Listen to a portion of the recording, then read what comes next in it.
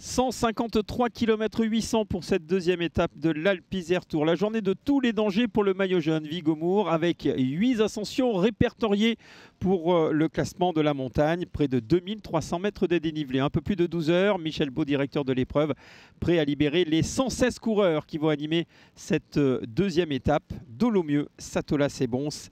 Un peu plus de 153 km. Les attaques dès le kilomètre 0, mais il faudra attendre une bonne vingtaine de kilomètres avant de voir l'échappée du jour se développer. Les coureurs de Charvieux-Chavagneux en action. Il y a des fourmis dans les jambes chez certains. On retrouve notamment la formation de Villefranche et le maillot jaune qui pour l'instant est dans les premières positions du peloton. Nous sommes aux alentours du 20e kilomètre et les deux hommes du jour viennent de sortir du peloton. Un jeune Français, jeune Lyonnais, avec la présence de Jean-Loup Fayolle, accompagné d'un coureur de la formation Devoteam Picnic Possenel qui était déjà présent hier avec Jürgen Zomerman, coureur qui était rentré dans les 10 premiers d'un championnat du monde. Zomerman va faire illusion durant près de 80 km, mais dans les différentes ascensions, comme dans celle de la côte du bois de Cessieux, Jean-Loup Fayolle, le grimpeur lyonnais, fait merveille et va décrocher le coureur néerlandais. Nous sommes alors à un peu plus de 40 km de l'arrivée. Les deux hommes sont à l'avant depuis plus de 80 km.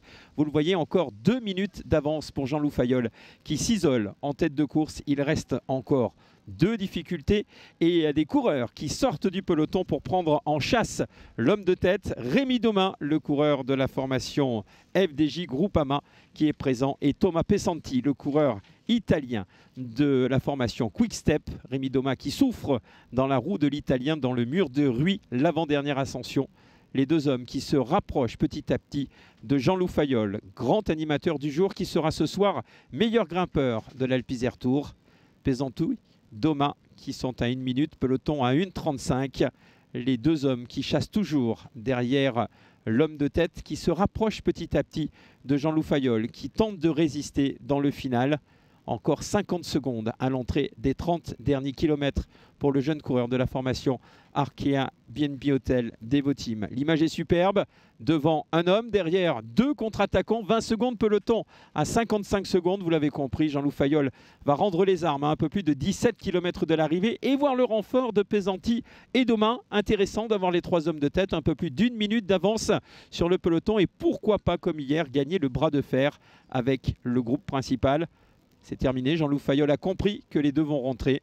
Pesanti, Domain, ils sont désormais 3 en tête. Il reste une difficulté et 17 km. Mais derrière, le peloton met en route avec notamment la formation de Villefranche-Beaujolais qui veut bien entendu favoriser l'arrivée au sprint. Pourquoi pas pour Antoine Rogel, l'un des hommes forts de ce début de saison dans le collectif de Villefranche. Les 3 hommes vont être repris à 7 km 400 de l'arrivée. Le maillot jaune, lui, Vigomour, n'est plus là dans le peloton. Rincé, lessivé par les différentes ascensions. Le coureur américain terminera très loin ce soir et ne sera plus en jaune. Du coup, le 2e, le 3e et le 4e du général se disputent les bonifications. Matteo Pietro vient chercher 3 secondes, mais Valentin Darbelay, le 2e du général, en a pris 2, alors qu'à 3 km de l'arrivée, juste après le sprint, Moritz Krenchi, le coureur allemand d'Israël Première Tech, et Maxime Decomble, le leader de la formation Groupama FDJ, sont sortis. Ils vont résister comme cela au retour du groupe principal. Valentin Darbelay, lui, va se contenter du maillot jaune. Finalement, le coureur suisse est rassuré. 2 hommes devant, ça fait des bonifications en moins. C'est le coureur allemand qui s'impose, Decomble est 2e. Et derrière, le 3e et 4e du général ne prendront pas de bonification. Moritz Krenchi, vainqueur d'étape, 2 victoires en 2 jours pour la formation Israël Première Tech. Maxime Decomble, 2e. Roten Tene, le coureur également coéquipier de Krenchi, est 3e. Aubin Sparfel, excellent, 4e.